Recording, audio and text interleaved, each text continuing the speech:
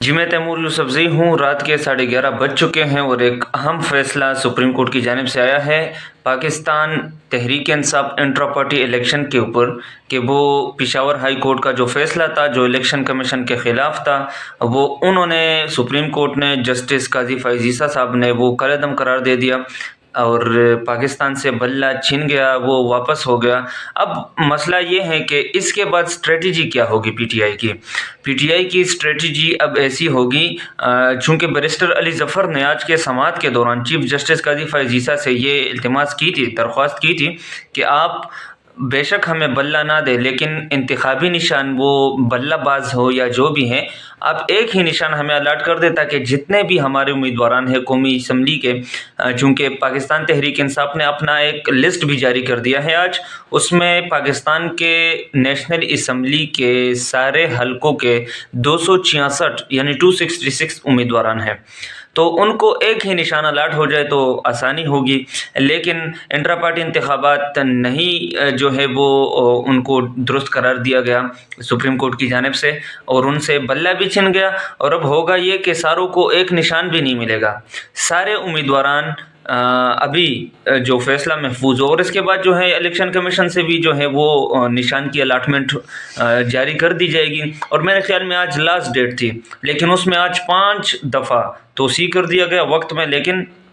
Supreme court کی جانب سے وہ فیصلہ بہت تاخیر کا شکار تھا اور فیصلہ محفوظ ہو گیا تھا، پھر سننے کے لیے لوگ انتظار کر رہے تھے، رات کے اس ٹائم فیصلہ آیا ہے، اور یہ جو فیصلہ ہے یہ تحریک انصاف جو ہے اس کو نہیں مانے گی، کیونکہ وہ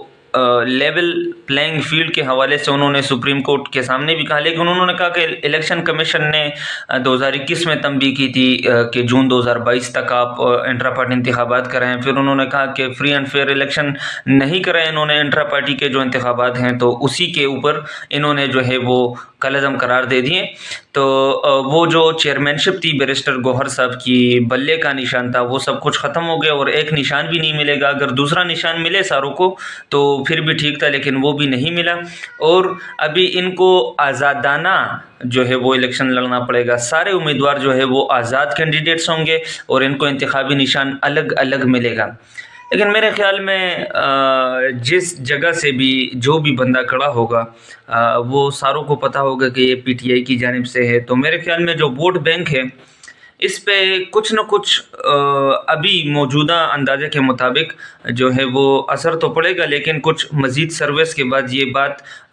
ذہن نشین ہو جائے گی کہ معاملات کس طرف چل رہے ہیں، شاید جل سے جلوس ہو جائیں، وہ میٹنگز ہو جائیں کہ ہم آزاد تو ہیں لیکن پی ٹی آئی کے کینڈیڈیٹس ہیں۔ تو بیرسٹر گوہر صاحب نے آج سپریم کورٹ کے باہر بھی کہا کہ 12 کروڑ رجسٹرڈ ووٹرز ہیں اور اس میں سے 10 کروڑ پی ٹی آئی کے ہیں، تو میرے اندازے کے مطابق اس پہ کچھ اثر تو پڑے گا، لیکن آگے ملک کے حالات، کیمپینز کس طرح ہوں گے، اور اس میں جو آزاد امیدوار ہوں گے پی ٹی آئی کی جانب سے ان کا جو ہے وہ مقبولیت اور عوام میں جو ہے اثر و رسوخ کس طرح ہوگا، یہ ابھی آئندہ اوقات میں پتہ چلے گا۔ جی